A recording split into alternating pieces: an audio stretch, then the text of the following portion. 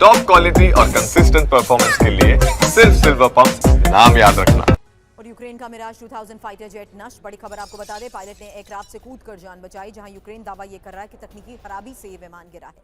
आपको बता दें, फ्रांस से यूक्रेन को मिराज 2000 मिला था।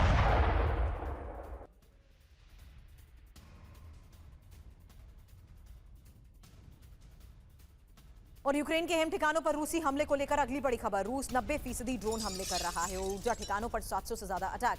रूसी सेना के हमलों पर यूक्रेन की तरफ से किया गया एक और दावा, जहां रूस 90% ड्रोन हमले कर रहा है और ऊर्जा ठिकानों पर 700 से ज्यादा अटैक्स को अंजाम दिया गया है। इस बीच एक और बड़ी खबर है, रूस को लेकर चीन की नेटो की ये चेतावनी, अगर रूस की मदद की तो भारी पड़ेगी।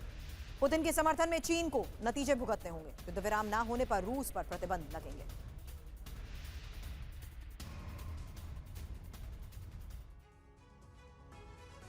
तो फिलहाल आपको बता दें, ये बड़ी खबर आपको बता रहे हैं, जहां यूक्रेन युद्ध में चीन की धमकी, रूस नेटो में जल्द युद्ध के संकेत और अमेरिका के समर्थन से नेटो में जोश। आपको बता दें, 7 अगस्त तक पुतिन के पास वक्त। ट्रंप ने दिया है सीज फायर का अल्टीमेटम, चीन को पुतिन से दूर रहने की चेतावनी। 7 अगस्त के बाद रूस पर बड़ा हमला भी संभव है। अब ईरानी विदेश मंत्री अराक्ची का बड़ा बयान, यूरेनियम संवर्धन करता रहेगा ईरान। ईरान परमाणु कार्यक्रम को नहीं छोड़ेगा। यूरेनियम संवर्धन ईरान के गौरव का प्रतीक है।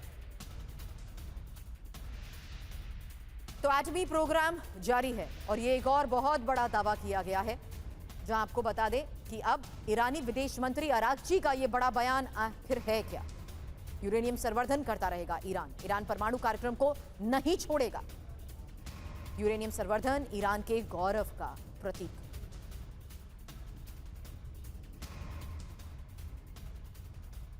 तो बड़ी खबर है, जहां ईरान की ललकार जारी है एटमी प्रोग्राम। अराक्ची ने क्या कहा, ईरान परमाणु कार्यक्रम को बंद नहीं करेगा। ईरान यूरेनियम संवर्धन नहीं छोड़ेगा।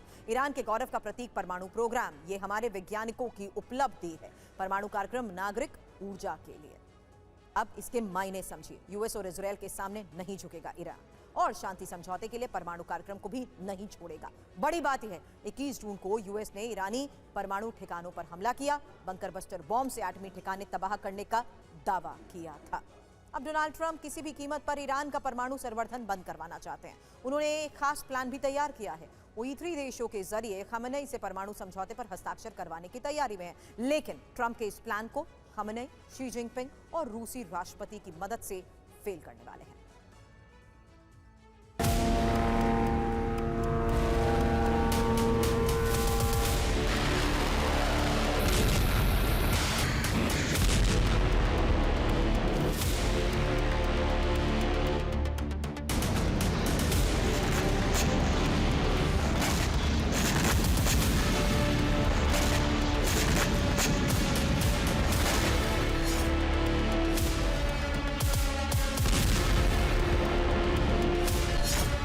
रूसी राष्ट्रपति व्लादिमीर पुतिन, चीन के राष्ट्रपति शी जिनपिंग और ईरान के supreme leader Ayatollah Ali Khamenei, ये वो ट्रायो है जिसने अमेरिका और इजराइल की टेंशन बढ़ा दी है, क्योंकि रूस चीन अरब में ईरान की ढाल बनकर खड़े हैं और अब ईरान को परमाणु शक्ति का आशीर्वाद दे सकते हैं।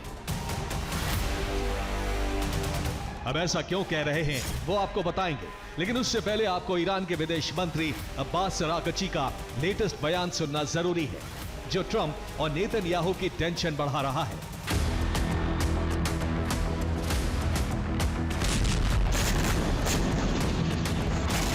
अब्बास अराक्ची ने साफ कर दिया है कि ईरान परमाणु संवर्धन बंद नहीं करेगा,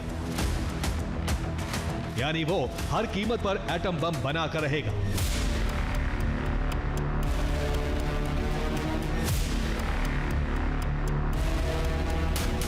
अब्बास अराक्ची के इस आत्मविश्वास की वजह चीन और रूस के राष्ट्रपति का खुला समर्थन माना जा रहा है। ईरान को यकीन है कि अमेरिका, इजराइल और यूरोपीय देशों की संयुक्त रणनीति को मात देने के लिए रूस और चीन का कूटनीतिक गठबंधन उसकी 100% रक्षा करने में सफल होगा। बीते 3 दिन से ईरान रूस और चीन के साथ बड़ी बैठक कर रहा है। 20 जुलाई को मॉस्को में खामेनेई के वरिष्ठ सलाहकार अली लारिजानी की राष्ट्रपति पुतिन से मुलाकात हुई। 21 जुलाई को ईरान और रूस के रक्षा मंत्री मॉस्को में मिले। 22 जुलाई को तेहरान में चीन, रूस और ईरान के वरिष्ठ अधिकारियों की बैठक हुई।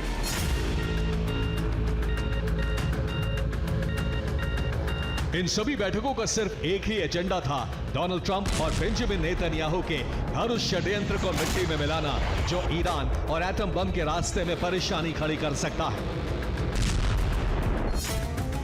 माना जा रहा है कि 22 जुलाई को हुई चीन, रूस और ईरान की त्रिपक्षीय वार्ता में बेंजामिन ट्रंप के नए प्लान पर चर्चा हुई और उसे काउंटर करने की रणनीति तैयार की गई।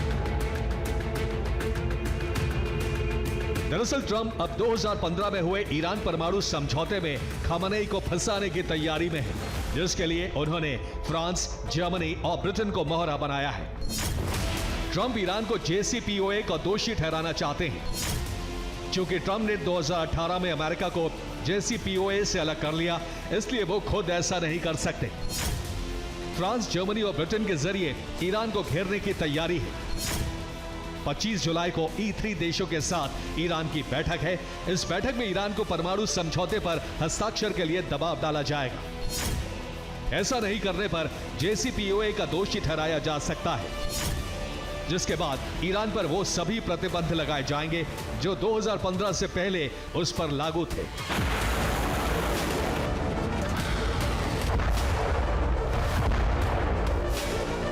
रूस और चीन भी इस समझौते में शामिल थे। ऐसे में ईरान दोनों मित्र देशों की मदद से ट्रंप की इस रणनीति को फेल करने की तैयारी में है।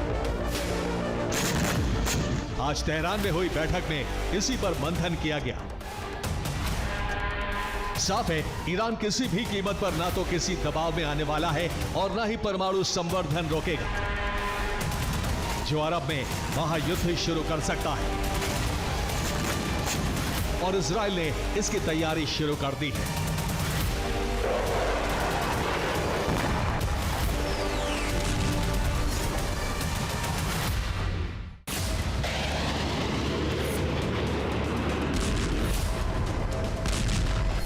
इजराइल की इस तैयारी की वजह 12 दिन के युद्ध में ईरान की बैलिस्टिक मिसाइलों से मिले जख्म हैं।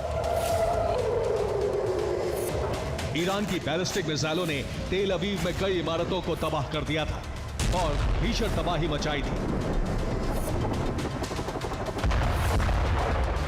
यही वजह है कि इजराइल ने इस बार अपने रक्षा कवच को मजबूत करना शुरू कर दिया है। इधर ईरान के परमाणु संवर्धन नहीं रोकने की बात से डोनाल्ड ट्रंप आग बबूला है। उन्होंने अरागची के बयान का हवाला देते हुए ईरान को धमकी दी। ट्रंप ने कहा, अरागची ने बताया न्यूक्लियर साइट पर गंभीर नुकसान हुआ है। बिल्कुल होगा, जैसा कि मैंने पहले ही कहा था। अगर जरूरत हुई तो हम ऐसा दोबारा करेंगे। अमेरिका पीछे हटने वाला नहीं है।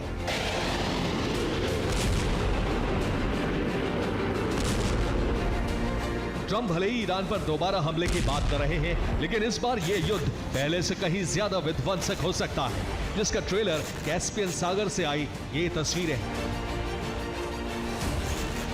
कैस्पियन सागर में रूस ईरान की नौसेना बड़ा युद्धाभ्यास कर रही है।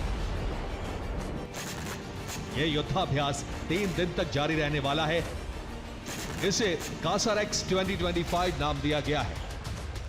इसमें गहरे समंदर और तट पर जंग का अभ्यास किया जा रहा है। रूस के 4 युद्धपोत इस ड्रिल में शामिल हैं।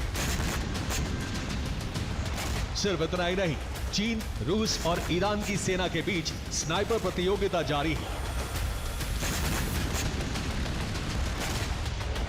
इसे भी युद्ध की तैयारी के तौर पर देखा जा रहा है। ईरान के रुख से साफ है कि वो यूरेनियम संवर्धन बंद नहीं करेगा। ऐसे में ईरान को रोकने के लिए इजराइल और अमेरिका के पास युद्ध के अलावा कोई विकल्प नहीं है। लेकिन अरब में रूस और चीन की एंट्री होने से ईरान इजराइल युद्ध का नया चैप्टर पहले से भी कहीं ज्यादा विध्वंसक होने वाला है। Bureau report, TV9 Bharat.